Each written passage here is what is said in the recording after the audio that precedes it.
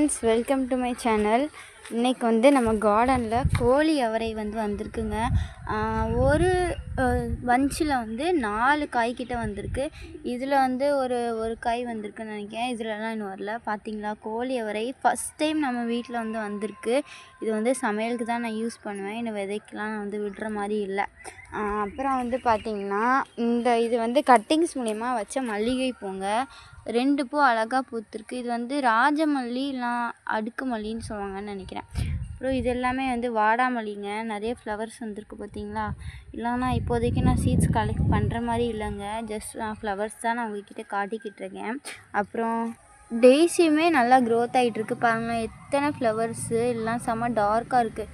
எல்லாம் காஞ்சோடனே அது கட் பண்ணி விட்டு அப்படியே அது பக்கத்தில் போட்டிங்கன்னா இந்த மாதிரி குட்டி குட்டியாக வளரும்னு சொல்கிறாங்க. இது தெரில, நான் இன்னும் ஒர்க் அவுட் பண்ணி பார்க்கல. பார்த்தீங்களா, இதெல்லாம் எவ்வளோ அழகாக இருக்குன்னு. அப்புறம் இதை தாங்க உங்கள்கிட்ட காட்டியே ஆகணும். பாருங்கள், இது என்ன நினைக்கிறீங்க? இது தண்டு கீரைங்க.